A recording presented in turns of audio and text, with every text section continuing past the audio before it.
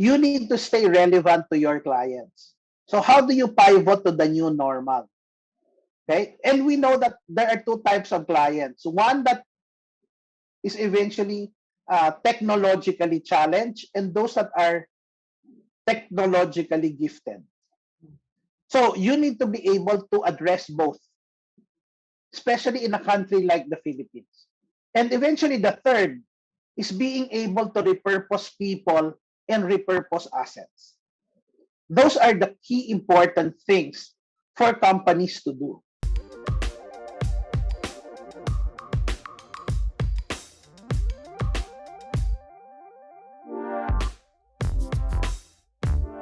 If the investor is savvy enough, then you look for alternative investments, meaning one of them could be cryptocurrencies. So not all people are well versed in the use of cryptocurrencies. They feel that uh, there are a lot of concerns for cryptocurrencies. So the other side is you can also hedge yourself in gold. Normally, people tend to hedge inflation with commodities. So basically, they invest in gold or other substitutes. You mentioned about the dollar, and I want to zoom into its relationship with the peso. How high do you think this will go? And drafting into the Philippine economy also, how does that impact us as a whole also? So let's always talk about currency in the sense that a weaker currency creates a discount effect to foreign investors. Di ba? Kaya nga, you get more bang for the buck. So from a tourism perspective or a foreign direct investment perspective, a weaker peso is in our best interest. So like yesterday, I was in a forum for Malaysians. I was telling them that, a slightly weaker peso now is actually better for you to invest in the Philippines. So anything above 50 is a good level for the peso. So the risk in the near term and probably in the next 3 to 6 months is that if commodity prices continue to rise, the demand for dollars will also rise. As our imports recover, meaning our economy is going back to normal, to pre-pandemic levels, as the economy reopens, the demand for dollars will also increase. So the tendency of a weaker peso is there. So the risks are probably towards 52 to 52.50. These are primarily driven by external factors. A rise in the dollar, interest rates, although this could happen still in late 2022. But that will really depend on how fast commodity prices will move. Now, on the other hand, these are projections based on both technical and to a certain extent fundamentals that are external. But if we were to look at the state of our economy, we have comfortable buffers, meaning we have close to 108 billion in foreign exchange reserves. That's around 11 months worth of imports. So we have a comfortable position. So the peso won't really go to 52 that fast. There will be other factors. So one is that remittances continue to grow. And we know that this fourth quarter is one of the best quarters where we get close to around $9 billion worth of remittances every fourth quarter. So this is something good because right now the peso is at what, 50, 60? So recently when the Fed highlighted that they're going to taper, we saw 51. So right now, we will continue to range between 50-50 and 51. But as remittances come towards Christmas, that should at least still closer to 50 or even as low as 49.70. Mainly because remittances are here. So that's the comfort that we're looking at. Plus, the BPO sector continues to show a growth of close to maybe 5 to 10% in terms of growth. No, in terms of job creations last year, they were still able to grow by high single digit.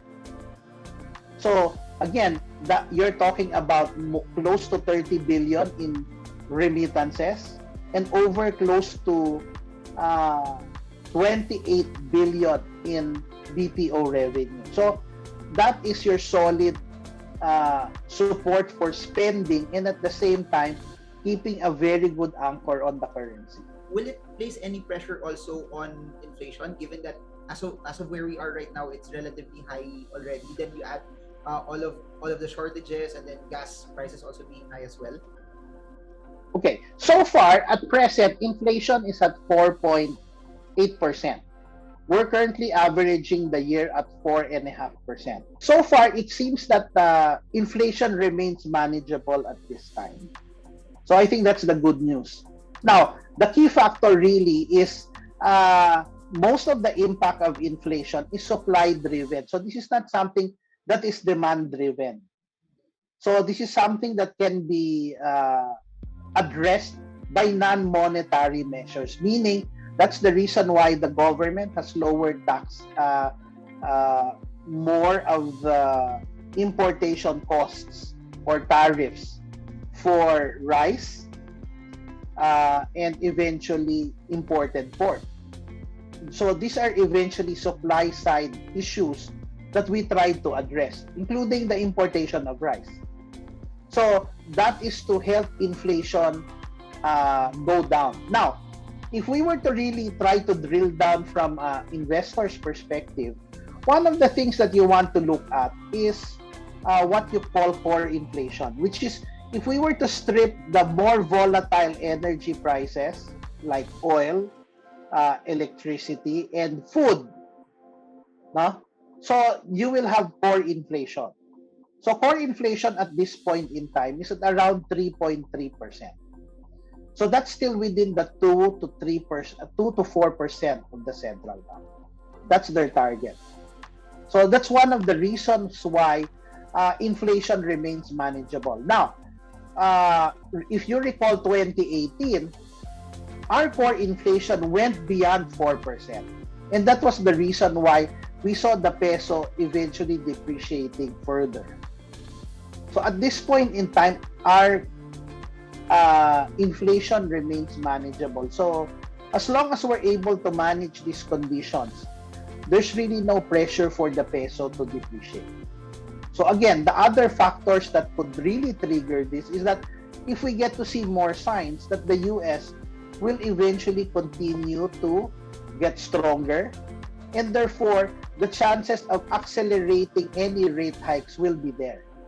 So that is actually your risk moving forward. I want to zoom in also on some sectors that have been affected. I want to talk particularly about the malls, and then property development, condominiums, and office spaces, and also the tourism industry here in the Philippines, which sanga-sanga na hotels and airlines. How do you think they will go for 2022? Okay, I think the key for these sectors is really two things, no? One is addressing the weak pandemic management. Second is eventually a potential growth stimulus, no? So let me take it from a weak pandemic management. Yes, we probably have the vaccinations now, but to ensure that we will not go back to the lockdowns, we need to eventually take a proactive step. Okay? Meaning we need to start shifting our strategies from a reactive because of the higher cases. We continue to focus on test, trace, and treat. What we need to do now is to eventually advance our strategy into a more aggressive and eventually proactive way of addressing this issue.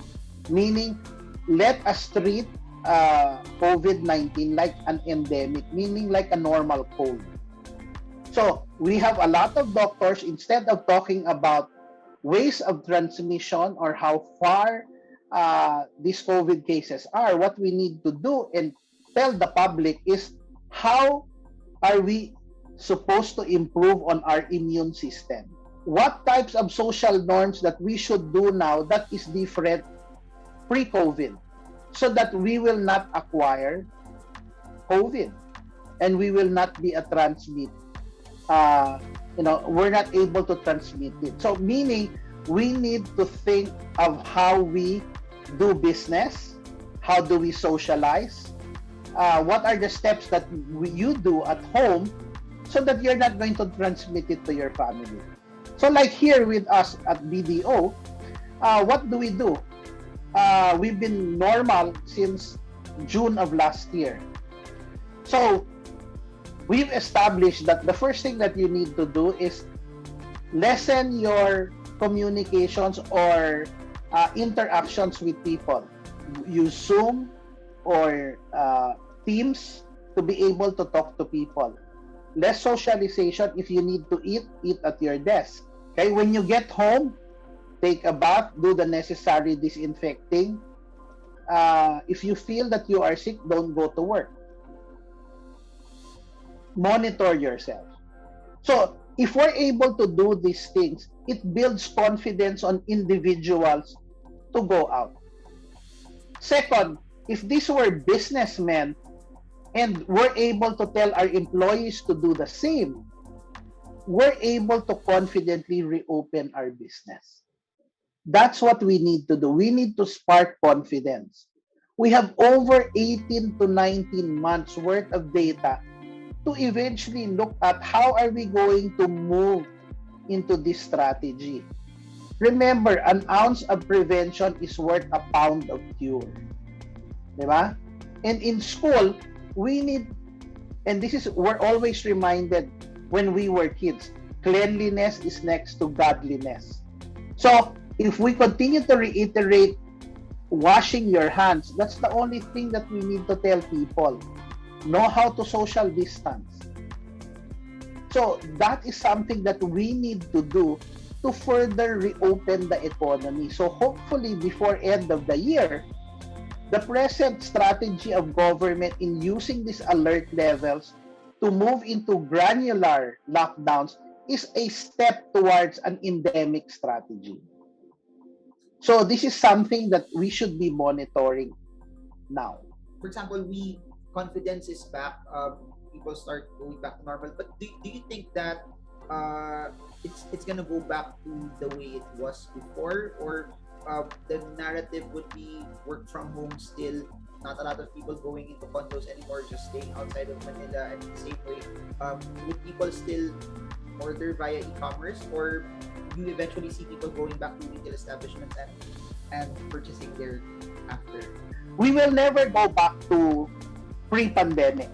I think what we need to be able to do now is really to create a new normal, no?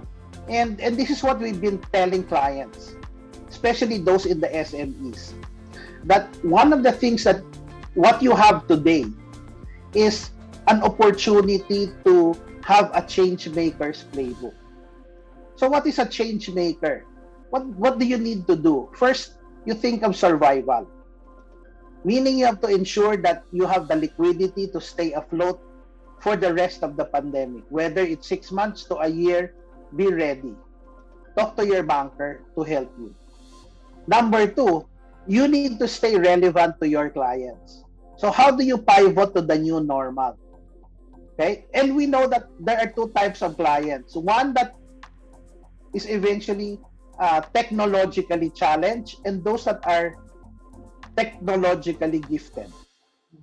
So you need to be able to address both, especially in a country like the Philippines. And eventually the third is being able to repurpose people and repurpose assets.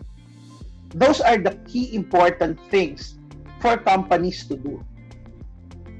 Now, whether you're an SME or a big corporate or a small individual, because of this pandemic, we are all the same. People use the same platform, Twitter, Facebook, to market themselves. If you are just an individual, sharing it with your friends already means a lot. If you do a lot of online selling, it's easy. So you can actually do some business. So this is something that, again, the pandemic has made us realize you can multiply your potential income if you take advantage of the digital space. For people that were too busy uh, using digital uh, concepts and eventually digitalization will help lessen your load. Meaning, if you need to do financial transactions, you don't have to go to the bank. You can all do it online. And this is one of those realities that we've had. No, the first time we had a very big change in the Philippines was basically the ATM, the automated teller machines, and this was in the 1980s. But you don't have to go far because some people today still have the passbook. So again, right now, because of this digitalization, you need to be able to have those that are still analog, meaning they want physical, and those that are in the digital space. So we need to be prepared to address both. Whether you're a consumer, you can do still your choice. If you still want to go to the groceries, you can. Or you're able to just use the SM app to have things delivered, or Metromart to be able to have things delivered to you. So there will be an option for people to go to e-commerce or to go there physically. So there will be a combination. Maybe now we can probably say it's either 50-50, but most of the time, definitely the digital space will be very important in the coming years. I don't think at this point in time it is wise for government to spend or what people will call the fiscal spending to restart the economy. We need to do that when the economy is fully reopened. Given that we have very little ammunition, you need to conserve it and use it at the right time.